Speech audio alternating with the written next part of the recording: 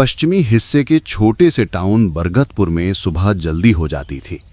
धुंध के बीच स्टेशन की सीटी, नदी किनारे चाय की भाप और गलियों में साइकिल की घंटी, यही बरगतपुर का रोज का सीन था।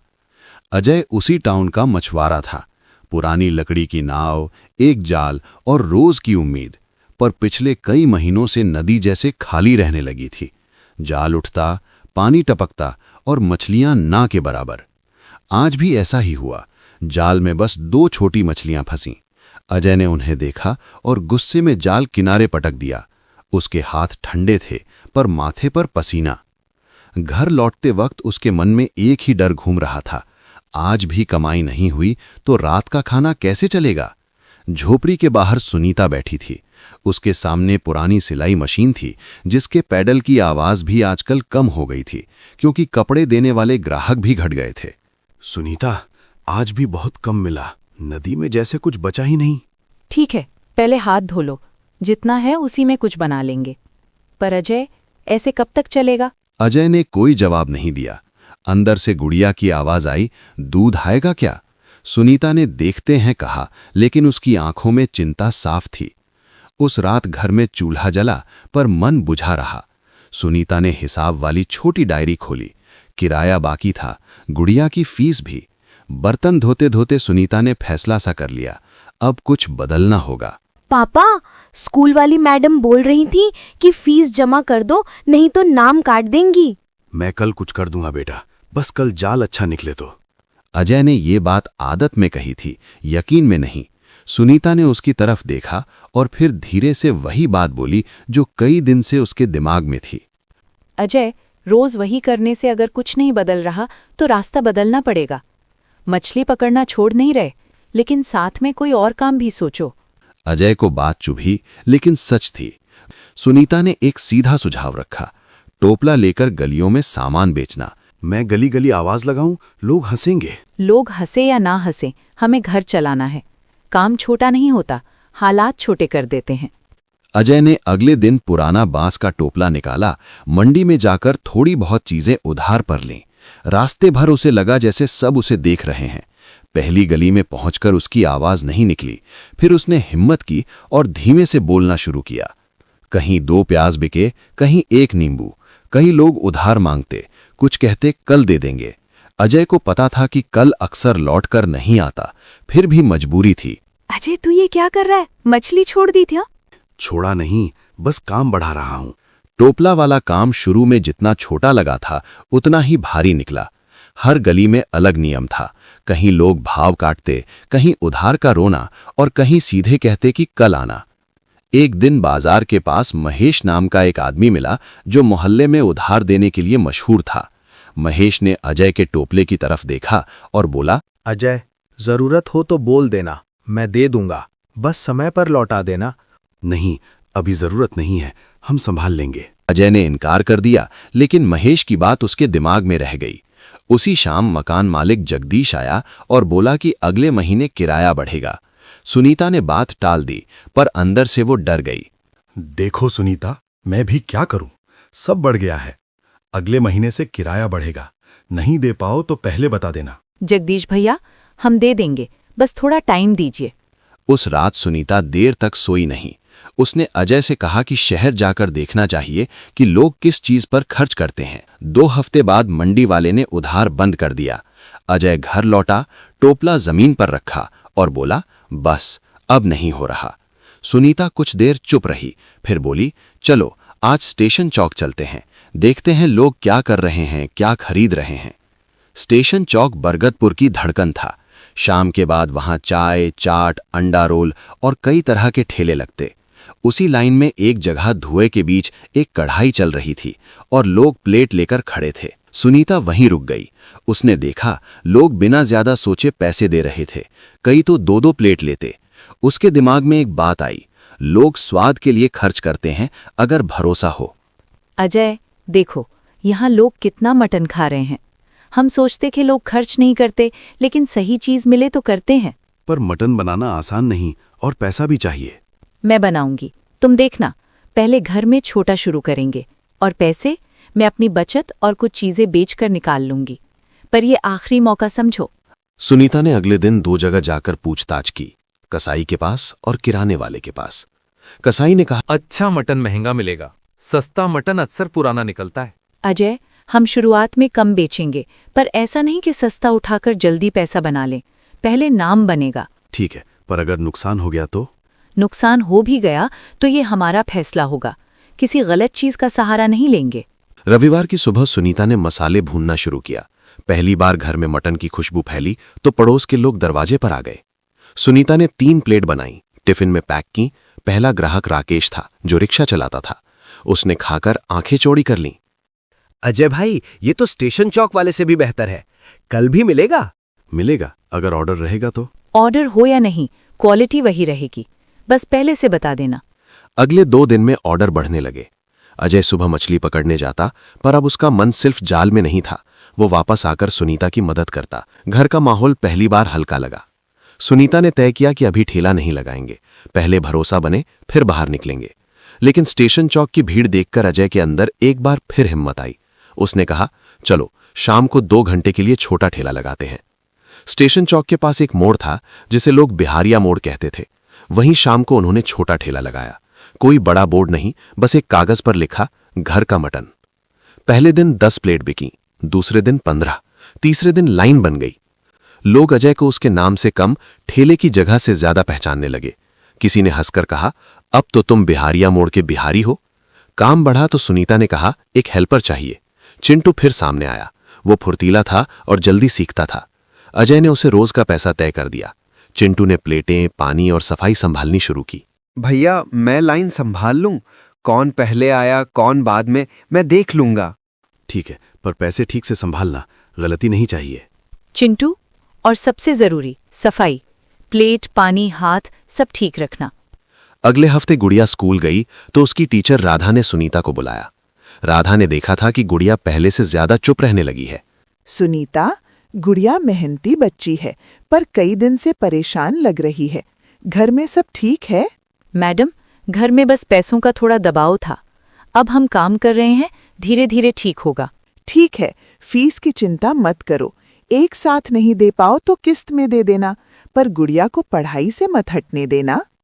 सुनीता ने पहली बार महसूस किया कि हर इंसान सिर्फ खरीदार नहीं होता, कुछ लोग मदद भी कर देते हैं। वो घर लौटी तो अजय को बोली कि हमें पैसे के साथ व्यवहार भी अच्छा रखना होगा, क्योंकि यही लोग मुश्किल में काम आते हैं। मैं समझ रहा हूं, बस कभी कभी डर लगता है कि कहीं ये सब फिर टूट ना जाए। डर सबको लगता है, फर्क ये है कि हम डर में क्या करते हैं। स्टेशन चौक में बाकी ठेले वालों को भीड़ कम होती दिखने लगी। कुछ ने मजाक किया, कुछ ने जलन दिखाई।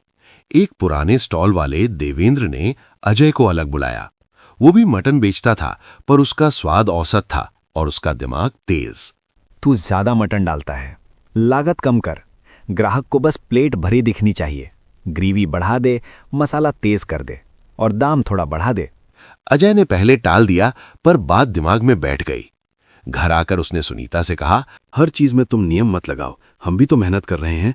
थोड़ा फायदा ज्यादा हो गया तो क्या? फायदा ठीक है, पर गलत फायदा नहीं।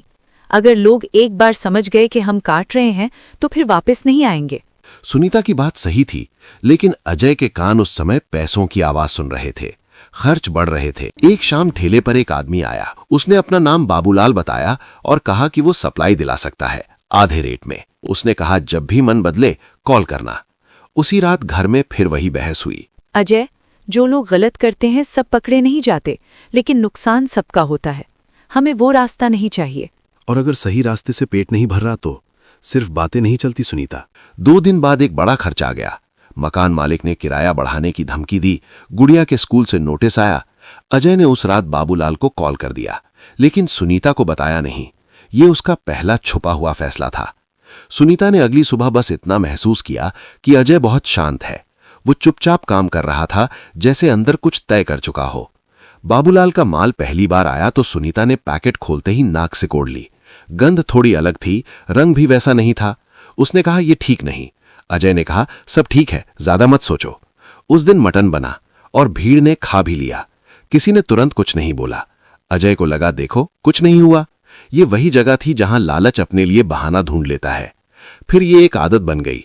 भैया, कुछ ग्राहक बोल रहे थे कि पहले जैसा स्वाद नहीं है। मैं क्या बोलूं?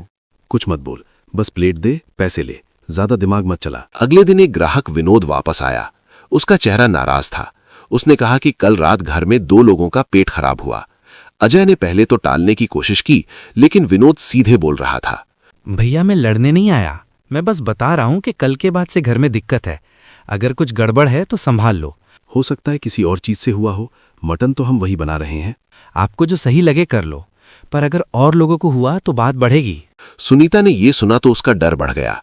वो उसी दिन एक लोकल क्लिनिक में गई और डॉक्टर से पूछकर समझा कि खराब मांस और गलत स्टोरेज से क्या नुकसान हो सकता है। डॉक्टर अनिल ने साफ कहा, जोखिम मत लो। खाने का धंधा है तो साफ सफाई और क्वालिटी सबसे जरूरी है। एक बार गड़बड़ हुई तो बदनाम होने में देर नहीं लगती और बीमार पड़ने में भी। मैंने मना किया था, पर हालात समझ में आते हैं, लेकिन नियम तोड़ोगे तो हालात और बिगड़ेंगे। सुनीता ने घर जाकर अजय से कहा, अब भी रुक जाओ। अजय चिढ़ गया। उसने कहा, तुम हमेशा डराती रहती हो। सुनीता चुप हो गई, लेकिन उसकी चुप्पी में डर भी था और गुस्सा भी। सुनीता ने अगले दिन ठेले पर एक छोटा नोट लगाया, अगर किसी को शिकायत हो सीधे बताएं। पर अजय का मन अब भी उलझा हुआ था। वो खुद को सही साबित करना चाहता था और यही जिद उसे गलत फैसलों में ढकेल रही थी।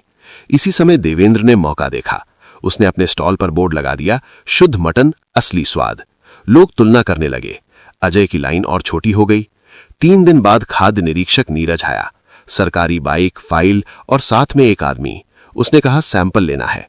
अजय ने मुस्कुराने की कोशिश की, पर हाथ कांप रहे थे। सुनीता की सांस रुक गई। नीरज ने शांत तरीके से सैंपल लिया। उसने कोई धमकी नहीं दी, बस इतना कहा, रिपोर्ट आएगी। लेकिन उसकी आंखों में चेतावनी थी। अजय ने उसी रात बाबूलाल को कॉल किया। बाबूलाल ने हंसकर कहा, देख लेंगे। नीरज वैसे सख्त दिखता था, लेकिन वो बेवजह किसी को फंसाता नहीं था। बरगदपुर में उसकी पहचान एक ईमानदार अफसर की थी।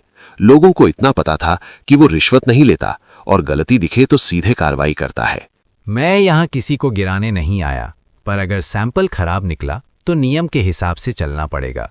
आप लोग खुद संभल जाओ, यही बेहतर है। सर, हम संभाल लेंगे। नीरज चला गया, लेकिन उसके शब्द अजय के अंदर अटक गए। वो चाहता तो उसी दिन बाबूलाल का माल रोक देता, पर उसने फिर भी खुद को समझाया, एक बार और देख लेते हैं। यही एक बार और बाद में भारी पड़ा। इसी बीच एक और परेशानी हुई। पास वाली गली के 2 लोग बीमार पड़ गए। किसी ने कहा, उन्होंने कल बिहारी मटन खाया था। बात बढ़ने लगी। सुनीता ने रात में अजय से कहा, अजय, अगर किसी को कुछ हो गया तो हम पैसे से नहीं बचेंगे, ये बात समझो। मैंने जानबूझकर किसी को नुकसान नहीं किया, बस खर्च, बस दबाव। दबाव सब पर होता है, पर गलत फैसला हमारा है। अभी भी सुधर सकते हैं। रिपोर्ट आई और नीरज फिर आया। उसने दुकान अस्थायी रूप से बंद करने का आदेश दिया। कोई हंगामा नहीं, बस कागज पर साइन और ठेला हटाने को कहा। अजय के पैरों तले जमीन घिसक गई। चिंटू रो पड़ा। सुनीता ने चिंटू को समझाया कि वो कुछ दिन दूसरे ठेले पर काम देख ले। चिंटू ने सिर हिलाया, लेकिन उसकी आंखों में डर था। अजय ने बाबूलाल को कॉल किया और गुस्से में कहा, तूने फंसा दिया। बाबूलाल ने साफ कहा, दुकान आपकी, रिस्क आपका। यही अजय को समझ आया कि गलत लोग सिर्फ फायदा लेते हैं, साथ नहीं देते। घर में फिर गरीबी लौट आई, पर इस बार साथ में बदनामी भी थी। गुड़िया स्कूल गई तो बच्चों ने बातें की। सुनीता को पड़ोस की औरतों ने ताने मारे। अजय रात में चुपचाप बैठा रहता। उसी दिन महेश दरवाजे पर आ गया। उसने हंसकर पूछा, अब जरूरत लगेगी? अजय, मैं तो कह रहा था अभी पैसे ले लो, काम फिर शुरू कर लेना। नहीं महेश, हम और उधार नहीं लेंगे। तुम्हारी मर्जी, पर याद रखना, जरूरत में इंसान अपना घमंड नहीं खा सकता। महेश चला गया, लेकिन उसकी बात अजय के अंदर चुभ गई। उसी शाम सुनीता ने अपनी 2 पुरानी चूड़ियां निकाली और कहा कि इन्हें बेचकर राशन ले आएगी। अजय ने पहली बार उसे रोका। मत बेचो, मैं कुछ और देखता हूं। और क्या देखोगे? हमें आज का खाना चाहिए। इसी दौर में सुनीता को पहली बार एहसास हुआ कि उसने अजय को सिर्फ रोकने की कोशिश की, पर उसे संभाला नहीं। और अजय को एहसास हुआ कि उसने सुनीता पर चिल्लाकर सिर्फ अपना डर छुपाया था। अजय फिर नदी पर गया। वही नाव, वही जाल। जाल फिर खाली निकला। उसे हंसी आई, लेकिन उस हंसी में खुशी नहीं थी। घाट पर वही बूढ़ा बैठा था जो पहले भी उसे समझाता था। अजय ने बूढ़े को सब बता दिया। बूढ़े ने कहा, भरोसा टूटता है तो वापस लाने में समय लगता है, लेकिन कोशिश की जा सकती है। अजय चुप रहा। फिर उसने कहा, मैं फिर शुरू करना चाहता हूं, पर लोग नहीं आएंगे। घर लौटकर सुनीता ने कहा, शुरू से शुरू करेंगे, पर इस बार सब साफ। अगर कम बिकेगा तो कम, अगर पैसा कम होगा तो कम, पर गलत नहीं। मैं गरीब रह लूंगा पर अब किसी को धोखा नहीं दूंगा। मुझे डर लग रहा है लेकिन अब रुकना भी नहीं है। डर ठीक है, बस उसे बहाना मत बनाओ। हम धीरे धीरे भरोसा वापस लाएंगे। 1 महीने बाद बिहारिया मोड़ पर फिर ठेला लगा। इस बार बड़ा बोर्ड नहीं, बस एक साफ कागज, साफ मटन, सही दाम, किचन देखने की सुविधा। कुछ लोग रुके, कुछ नहीं, लेकिन जो रुके उन्होंने ये देखा कि कढ़ाई साफ है, पानी अलग रखा है और कटिंग बोर्ड भी साफ है। भाभी, पहले वाली बात फिर तो नहीं होगी? नहीं, हमने गलती की थी और उसकी कीमत भी दी। अब दोबारा नहीं करेंगे।